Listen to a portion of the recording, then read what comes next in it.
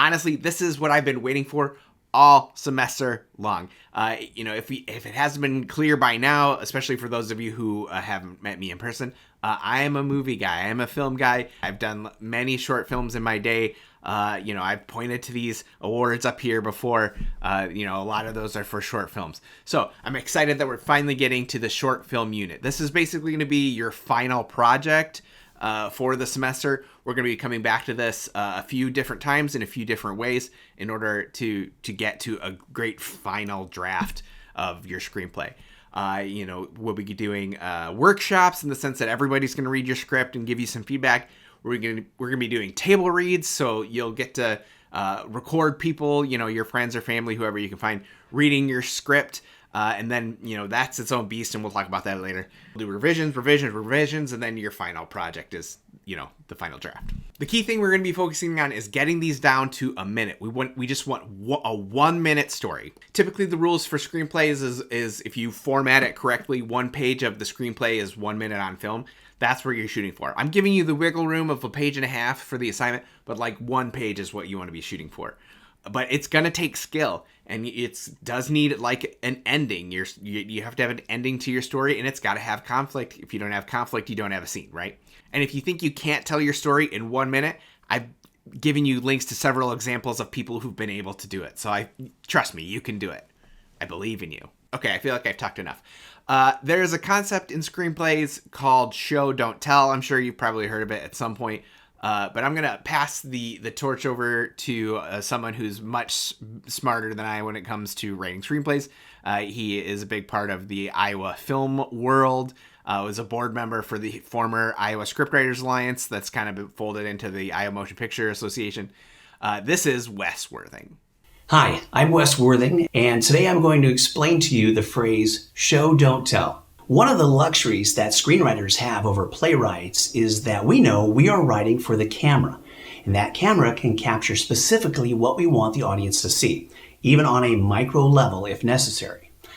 Unlike in a stage play where the narrative is told through dialogue, because everyone in the audience should be able to hear what the actors are saying, but they're not all going to have the same perspective of what's happening on stage visually, logically, because of their different seating arrangements. So why do we strive to show and not tell? The quick answer is it's far more exciting for your audience. We are using our writing skills to dramatize our characters. Example number 1. Picture yourself at a movie theater, you're eating popcorn and enjoying the show, and all of a sudden a scene comes on, 2 characters talking about a 3rd character. And one of them says, "Do you see that person over there? She's a brat. And when she acts bratty, that really makes me angry." That is a poorly written scene because we just missed out on 2 opportunities to show instead of tell. Instead of hearing about that character being a brat, show that character being a brat. Have her do obnoxious things or be disrespectful, whatever it takes to show her brattiness. And the other opportunity for showing was the character saying, "That makes me angry." Show that character being angry. We want to see that. The audience wants to see that. And anger might mean something different between characters. So again, we're dramatizing our characters. It's the difference between putting characters in a scene that are merely stick figures, vomiting up dialogue for the audience to get information that the writer wants them to have. That's called on-the-nose dialogue, and you should avoid that at all costs. And the best way to avoid that is to strive for showing and not telling in every single one of your scenes. Example number 2, I'm going to take from the film Castaway from many years ago, starring Tom Hanks, where his character is stranded alone on an island. Okay, here's a spoiler warning. He gets rescued. You probably already knew that, but there is more story to follow after his rescue that you should still enjoy the film. After he's rescued, there's a party, a celebration. And when the party wanes down, Tom Hanks walks into the room where the buffet is all by himself. He's the only character in the room. And 2 things happen. That is a great example of showing. He sees the buffet, all of this wasted food that people took a few bites out of, and now he knows it's going to be thrown away. And he picks up, I think it's a lobster leg or crab leg or something. And it would be really ridiculous for him to say out loud to himself, wow, I almost starved to death on this island and got down to about 100 pounds, and look at all this food waste. People really should be grateful. He didn't have to say that. We're being shown that. And we get it. We watched him go through the starvation, so we understand what's in his mind. The next thing he does is he picks up a lighter and he flicks it, and we see the flame. And he does it a second time. And he doesn't say out loud, wow, all those days and nights I shivered and I thought I was going to starve to death because I couldn't cook food because I had to learn how to make a fire. He didn't have to say that. We just needed to see that flame. And that's the magic of that scene, is that silence. The magic of that scene is showing and not telling. Now, there are more subtle ways for you to show and not tell that will help support the emotion you want the audience to experience from watching your scenes. A few examples would include one in the John Wick movies. There is an all citywide hit put on John Wick.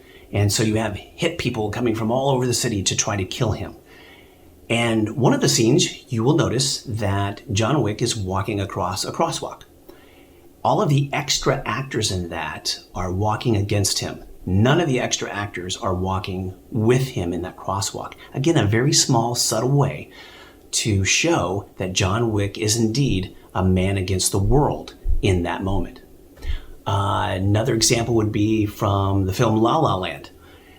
There is an argument scene, and one of the characters says something very hurtful to the other character. And at that exact moment, the needle on an album reaches the last song ending, and basically symbolizing the music's over, this relationship is failing. Another example would be the next time you watch a romantic comedy, look out for one door closing and another door opening. Usually it's the two main love interests of the rom-com, and one that's giving up on love closes the door, and in a different location, the new love interest will be opening a door. And one final example that might help you understand showing and not telling is the use of crossroads. It's been used so many times in movies that it's almost cliche, but you have your character literally standing in a crossroads, looking and deciding which direction to go into. Obviously being symbolic of them being at an emotional crossroads of their life. Getting back to the movie Castaway that I already mentioned, Tom Hanks is literally standing in a crossroads, but what he's not doing is he is not out loud talking to himself saying, I'm at a crossroads in my life and I have no idea which direction to go into right now. No, silence is, again, the magic of that scene. We are being shown what he is going through. And let us experience that. Again, you're just dramatizing your characters. And I certainly hope you feel that you learned something today about showing and not telling. Thank you. All right, so that brings us to the writing tip of the week. And this week, I'm going to talk about the importance and the power of swear words. So typically, when I write a screenplay, I don't use a lot of swearing in it. It's not that I'm against using swear words in my screenplays. It's not that I'm against writing something that would be, rated R or more mature or whatever. It's just that they can be tricky to pull off, and there's a lot of cons to using a lot of swear words. So, there's two reasons. One's very practical and one's more artistic. So for practical reasons, if you have a lot of swearing in your work, it kind of limits where it can be shown. It limits to where the audience that could see it, because if it's rated R, a certain age group automatically gets kicked off. You could turn off like potential film festival people if it's not the kind of work they want to show because they feel like it's too vulgar. They cannot accept you into their film festival. And for an example, I have had work that had swearing in it that wasn't allowed to be shown on Iowa Public Television for that exact reason. The other reason is if it's something you're trying to raise money for, if you're trying to get investors or donors, they may not want to put money towards something that they feel is too inappropriate. So that's something to consider when you're writing a screenplay. Now, for the more artistic reason, so swear words have power. They have meaning. They reveal a lot about character. If it's, I'm sure somebody in real life who swears as easily as they breathe, right? And when they swear, like, it has no meaning. That reveals a lot about their character. That being said, you probably also know someone who doesn't swear at all, so that when they do, it's a big deal. That's an important character trait. And the last one is an important one to consider. It's similar to like exclamation points that I've talked about in the PDF. If your actor can't pull off the swear word, because swear words have meaning, right? Like, you have to get there emotionally. If your actor can't pull off that swear word believably, if they're only swearing because it's in the script, it's gonna feel fake and forced and hollow, and it's gonna make, your project look bad. So what I like to do, I generally don't put a lot of swearing into my screenplays unless I feel like the scene really needs it. And then I just assume that if, the director and the actor feel like, it needs it there on the day, and they can get there emotionally so it rings true, that they'll just ad-lib one in. So yeah, appreciate the weight and power of a swear word. Okay, that's all I got for this week. I look forward to reading your screenplays. I can't believe we're already, in the home stretch here, but it is exciting. I will see you next week.